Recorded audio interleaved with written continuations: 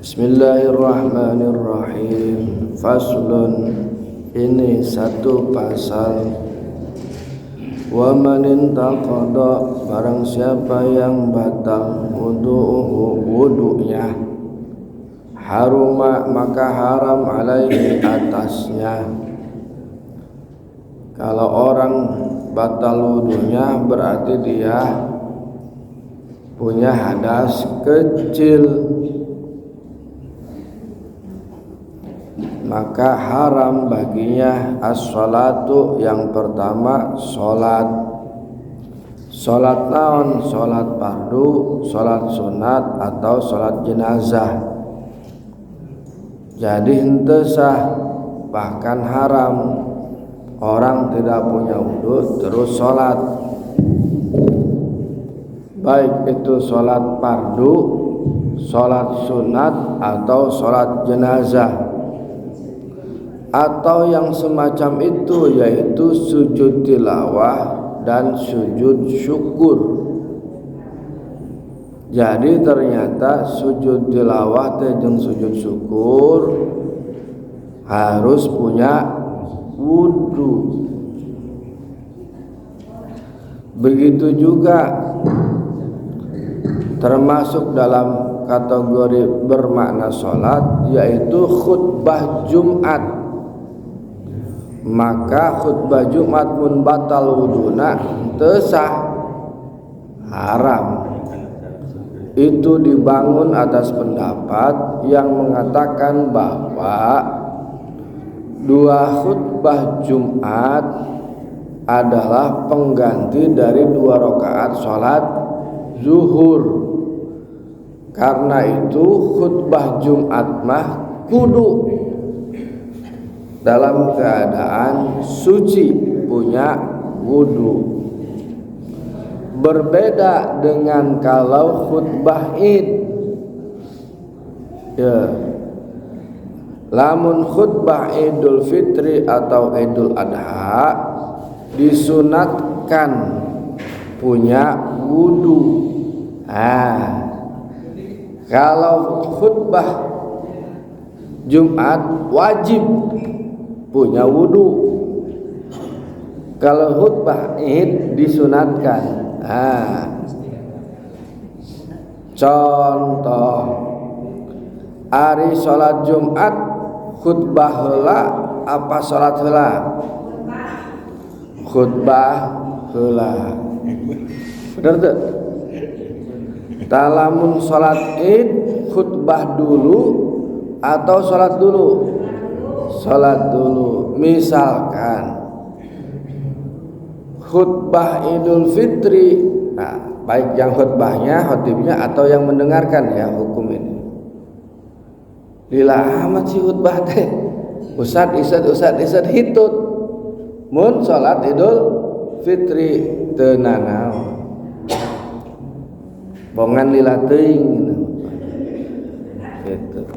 Tak bedana kieu khutbah Idul Fitri dengan khutbah Jumat. Khutbah Jumat mah wajib suci. Mun khutbah Idul Fitri sunat sucina. Kartos Pak. Pas kamari kan orang khutbah salat Idul Adha. Saya baru kali ini enggak salat Id itu. Rumah sakit. Nah, itu atau misalkan khutbah salat kusuf.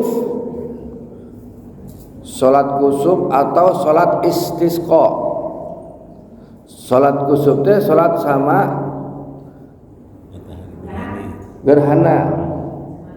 gerhana matahari. Ai salat istisqa salat minta hujan. Amun salat minta duit naon?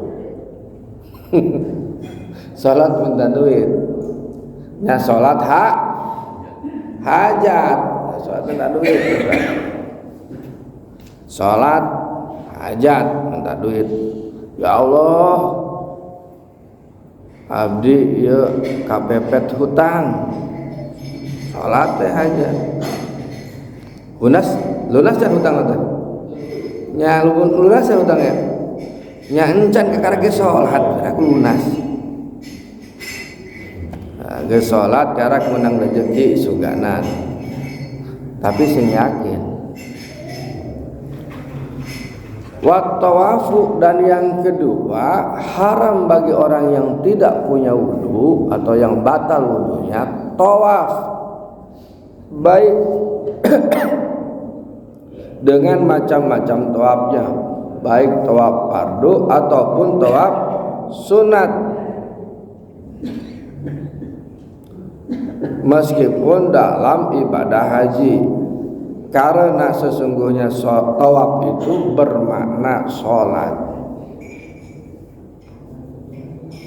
Eta mah ayana tawaf mah ayana ngan di haram di Ka'bah.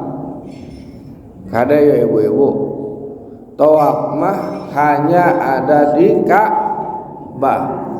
Lamun urang mumuteran di KCP ngaranna lain tawaf, atau di Resinda lain tawaf pertama, atau di Grand Outlet lain tawaf karena eta mah hanya muter we, muter. Tawaf mah jangan di Ka'bah unggul. Tawaf wajib nyaeta tawaf yang menjadi rukun haji atau rukun umroh. Tawaf sunat, tawaf yang dilakukan berdiri sendiri, tidak terkait haji atau tidak terkait umroh. Tayenan jamaah haji datang kemari ya, kemari tah Karawang Kloter 5. Itu kalau datang dari hotel, datang jam 2, jam 3, tawaf dulu tah, tawaf sunat. Itu setiap datang ke setiap datang ke haram tawaf. Nah, pertanyaanna, ari tawaf sunat sabaraha putaran, Pak? Berapa putaran? Ayo tawaf sunat berapa putaran?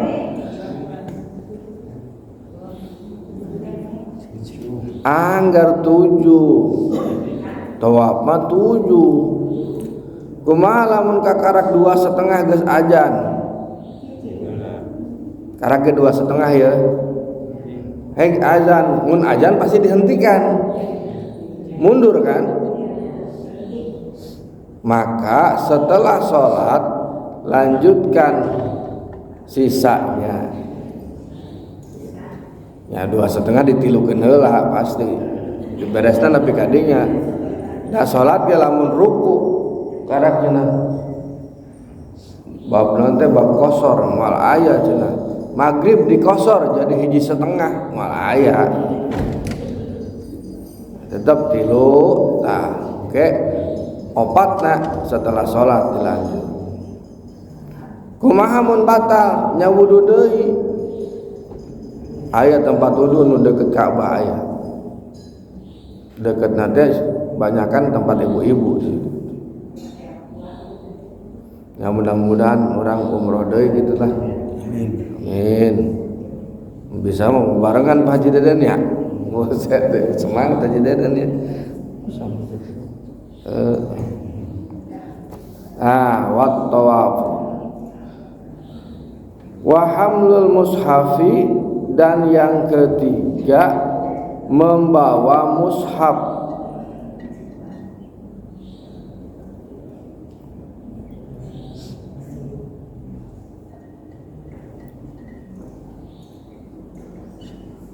Dan termasuk mushaf itu adalah sesuatu yang ditulisin untuk belajar seperti papan tulis.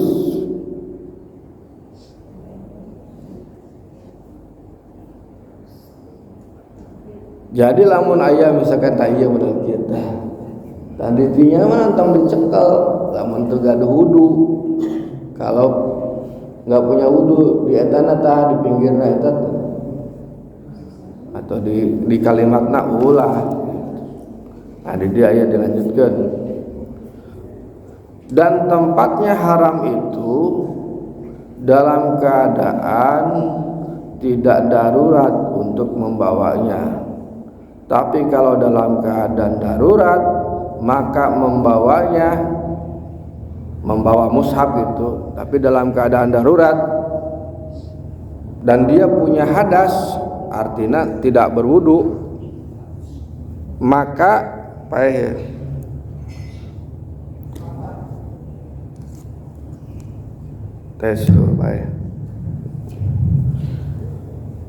tidak berwudu,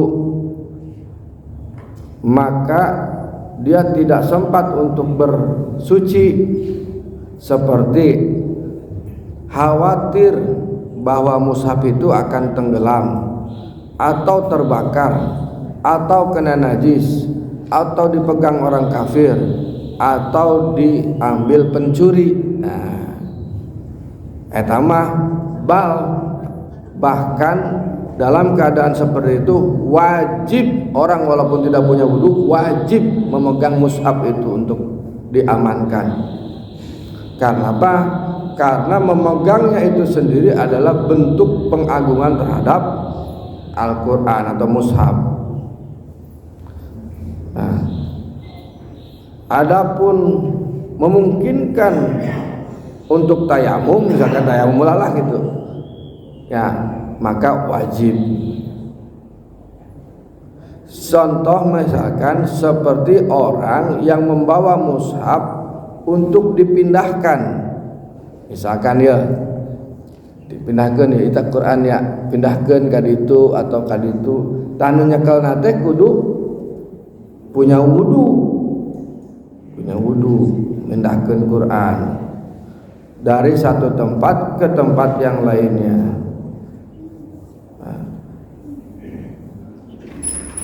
Pertama kudu dan boleh, tapi kalau misalkan kita beli Quran anu manggulna ya manggul mushaf nggak apa-apa, itu mah nggak wudu juga.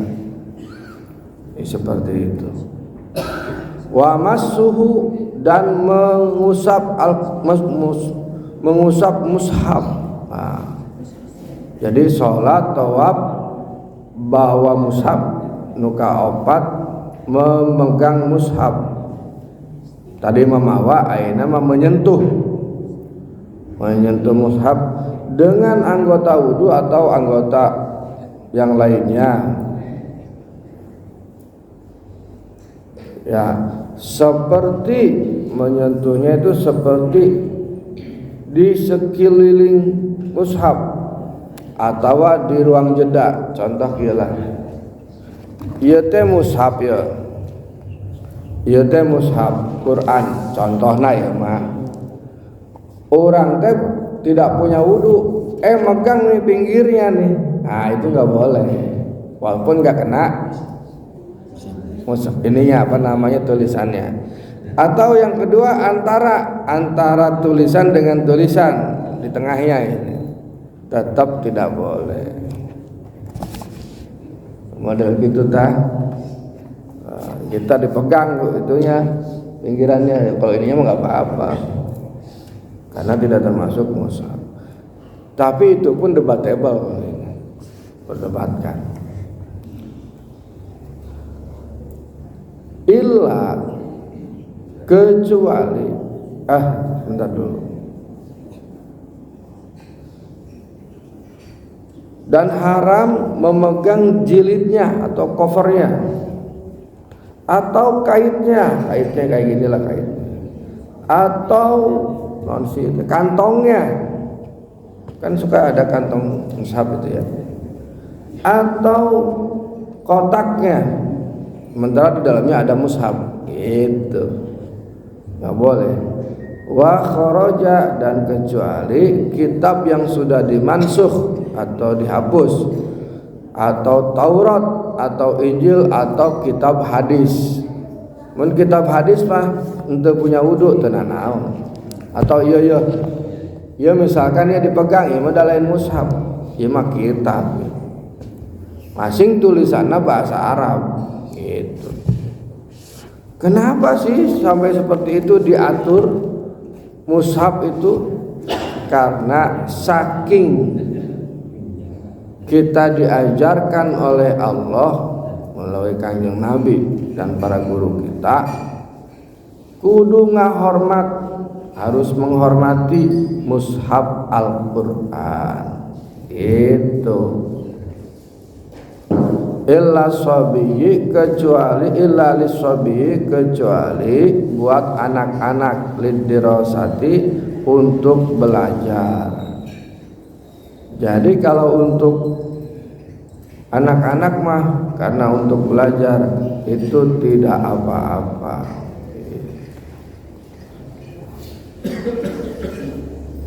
Karena keperluan untuk belajar. Andai saja belajar Al-Quran, itu dibebankan untuk suci, ya, maka itu akan memberatkan sekali. Itu. Adapun anak kecil tidak boleh memegang mushaf Al-Quran kepada walinya agar mencegahnya dalam rangka mengagungkan Al-Quran. Malah mentabarukan sama nggak boleh juga, cek di kitab ilmah itu.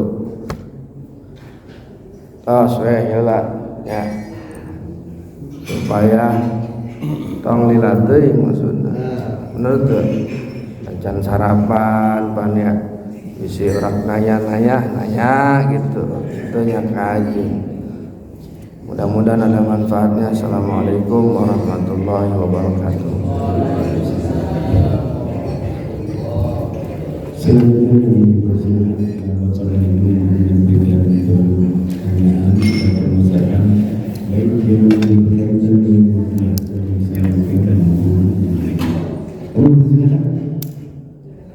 Ini tanggal berakhir. Mau ditambahan. Silakan Pak Jason. Terima kasih Pak Ustaz. Tadi kan masalah dulu ya. Jadi tanggal haram gitu ya Ustaz. Jadi sama dengan punya hadas kecil gitu. Terus hari yang disunahkan, hari yang diwajibkan seperti sholat, khutbah, Jumat, ya. Nah sekarang bagaimana yang punya hadas besar? Kan kadang-kadang tidak sempat bisa maksud begini Pak, apakah misalnya kriterianya sama dengan hadas kecil, misalnya belum sempat hadas besar minum misalnya bismillahirrahmanirrahim, kan itu yang mau minum misalnya, kalau itu belum sempat mandi junub dan terus melakukan kegiatan yang lainnya belum sempat, misalnya kegiatan peresmian peletakan batu pertama bangunan masjid misalnya, memberikan sambutan, nah itu bagaimana kriterianya untuk yang belum sempat hadas besar? Ya.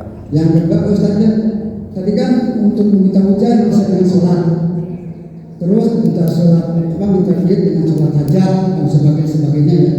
Nah itu bagaimana dengan doa? Dengan doa kan bisa dengan doa, bisa dengan sholat kan? Ya. Nah, terus kedudukan doa bagaimana? Kedudukan apa? Dibandingkan dengan sholat kan bisa dengan doa. Terus begitu Ustaz, mengenai doa ya. Kan kadang kita ketemu di medsos gitu ya, mudah-mudahan jadi anak yang soleh dan soleha dan sebagainya lah ya, untuk berbakat karakter seorang. Nah pertanyaannya begini Ustaz, apakah doa itu bagian dari maksudnya sedang ibadah, bukan semata-mata memohon pertolongan atau mengajukan keinginan? Saya melihatnya begini, sekalipun Nabi, sekelas Nabi ya, apakah menyangkut anaknya atau istrinya atau anak kamarnya ya, mohon maaf saya tidak mengatakan tidak dikabulkan. Nabi atau Rasul itu bukan orang bersahabat, orang yang dekat dengan Allah ya, tetapi sampai akhir hayatnya tidak dikabulkan. Nah pertanyaannya begini, apakah doa itu benar sebagai bagian dari ibadah atau misalnya semata-mata untuk menginginkan sesuatu? Nah, atau bahasanya ini bahasa lainnya ya. Jadi kalau orang sedang berdoa dia sedang beribadah, bukan semata-mata karena keinginan. Karena sekelas Nabi juga tidak bisa berubah, bisa tidak berubah watak seorang, misalnya anaknya istrinya atau juga kamarnya. Itu penjelasan bagaimana Pak? Terima kasih. Terima kasih Pak Haji Asep. Pertanyaannya bagus-bagus. Kalau untuk junub berarti saya lanjutkan baca kitabnya. Lanjutkan atau minggu depan ini. Kalau untuk keadaan junub minggu depan aja. Berarti jangan dulu dibahas nomor 1 ya. Nah, minggu depan kan orang lain lagi. Beda lagi sekarang. Kayak panggil orang lah. Sebab nanti ini baru yang hadas kecil. Nanti wa'alal junubi, dan bagi orang yang berhadas besar, junub maksudnya hadhihi, dilarang 4 yang tadi, ditambah wa qiraatul qur'ani, dan membaca Al-Qur'an. Maksud maca Qur'an teh nyaeta dengan lisannya, bukan dengan hatinya. Kalau orang baca Quran dengan lisannya itu namanya baca. Kalau dengan hatinya berarti maca najur hati sebutnya zikir. Meskipun yang dibacanya itu sepotong ayat atau ayat pendek, ya. Berkata Imam Al-Bujairimi, walaupun 1 huruf katanya, kalau dia bermaksud untuk membaca Al-Quran maka tidak boleh, baik itu sir pelan-pelan ataupun keras.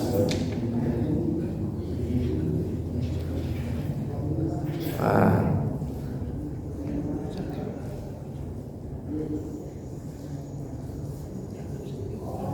gitu.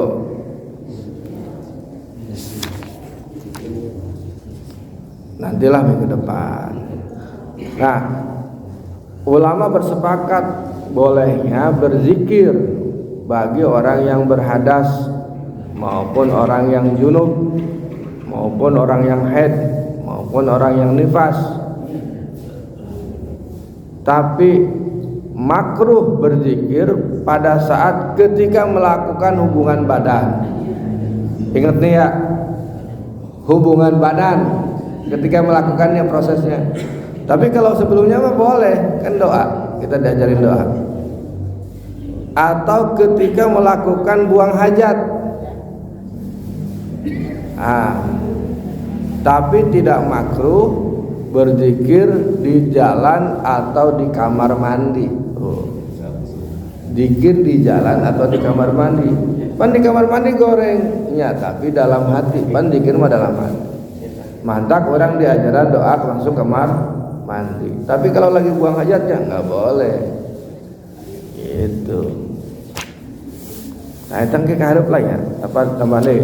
Wa muqtul masjid, dan diam di masjid. Jadi nu junub mah ditambahan 2. Baca Quran dan diam di masjid. Gitu. Walaupun diamnya sebentar. Dah. Itu dalam keadaan yang gak senang selesai. Atau orang yang haid, wa alal haidi, dan bagi orang yang haid, wan nufasai, dan orang yang nifas, dia dilarang. Berarti berapa nanti? Hadhihi sittah, 6. Tadi yang pertama sholat, tawaf, bawa Quran, megang Quran, baca Quran, cicing di masjid, genap dah. Ditambah orang yang haid mah wasomu, dan haram puasa. Ya. Kemudian qoblal inqita'i, sebelum berakhir haidnya. Wa tamkinu, dan dibolehkan az-zauju, bagi suami, wasayyidu, dan bagi tuan, minal istimta'i, dari ngalap suka, bima baina surratiha, antara pusernya, warukbatiha, dan lututnya, qoblal gusli, sebelum mandi. Jadi istri kita kalau sudah haidnya selesai, yakin haidnya selesai, belum mandi, Boleh nggak istilahnya apa ya, istilah yang enak apa? Digitulah. Dipakai udah kayak barang. Digauli ya, saya suka nggak tega ngomongnya. Sebelum dia mandi tapi yakin udah bersih lah, udah nggak ada, diperiksa udah nggak ada dah. Sebelum dia mandi kita melakukan itu di alam suka boleh. Mandinas biar sekalian. Kahayang yang geus nahan saminggu cenah. Ya hari terakhir piraku dianggurkeun cenah. Sakalian we neng ayo cenah. Gitu menang. Jadi ditambah berarti jadi 7 tah. Larangan bagi orang yang haid dan nifas. Sekarang guys ya. Beres tak pasal ieu gara-gara Haji Asep. Tadi lagi dibagi 2. Beres pasal ieu. Nah, nu kadua masalah doa jeung salat. Ari salat itu ke bahasa Indonesia lah. Salat itu adalah pangutama-utamanya zikir.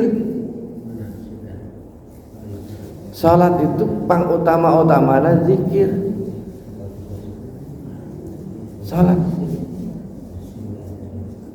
Salat itu bentuk lain daripada zikir, dan salat itu ad-doa. Salat itu doa. Jadi lamun orang geus salat itu kudu ngadoanya lain gitu pahamna. Nya leuwih paten ngadoa teh ku salat. Leuwih paten ngadoa teh ku salat. Kumaha kedudukannya entong diurut, da beda bagianna. Misalkan ieu salat, ieu doa, itu kudu diurut gitu. Teu kudu diklasifikasi. Da doa mah di dalam salat eusina doa. Bener tuh?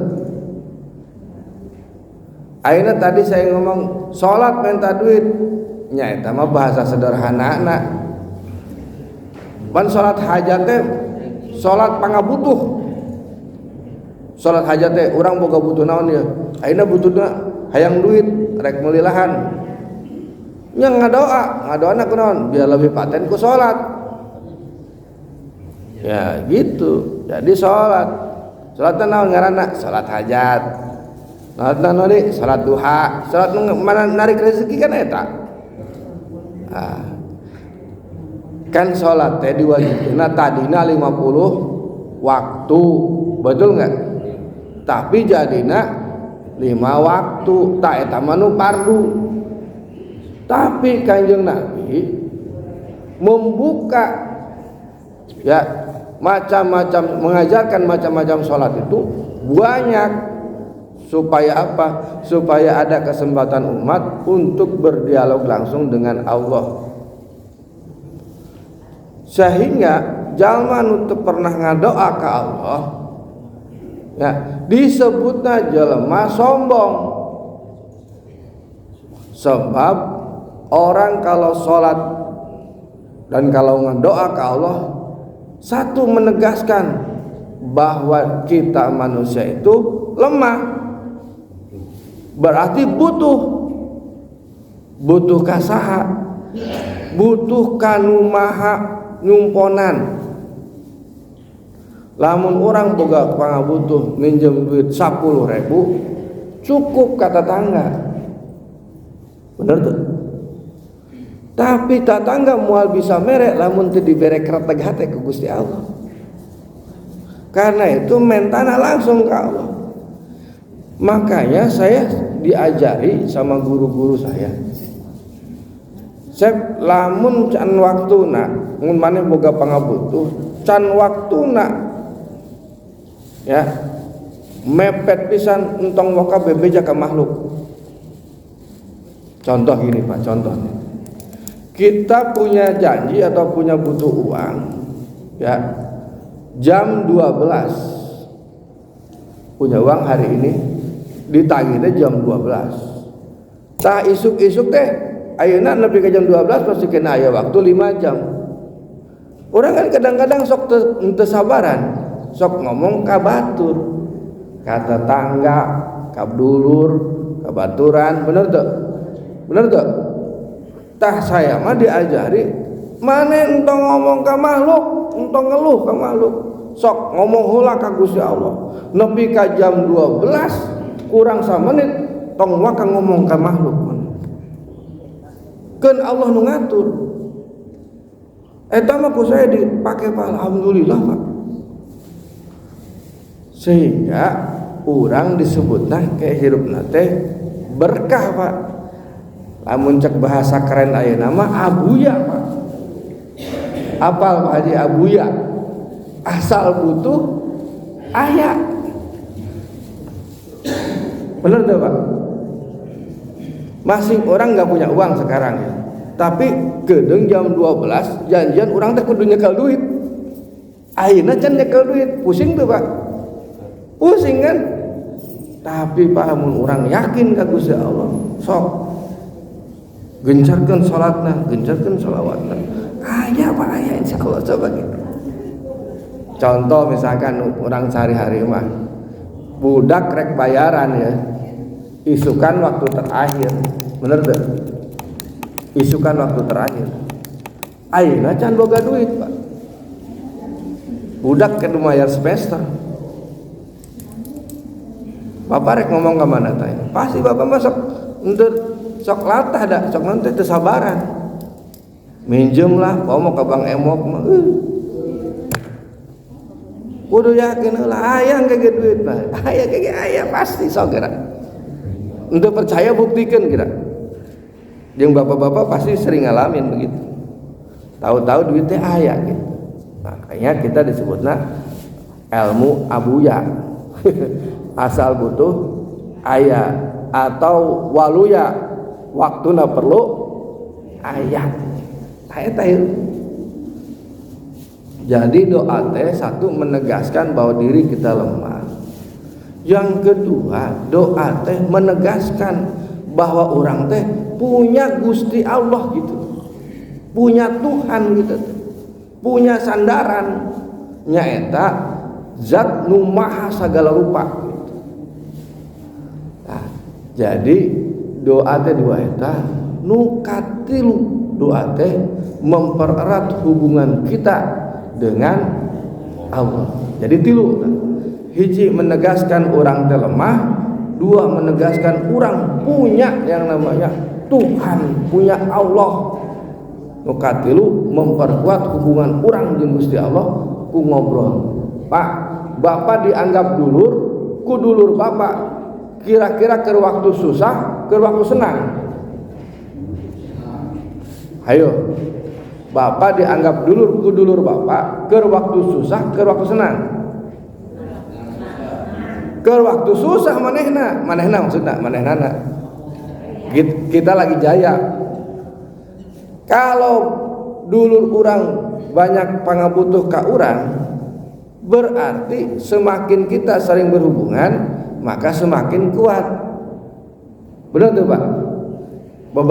Dulu rek hajat orang datang atau orang rek hajat manehna datang.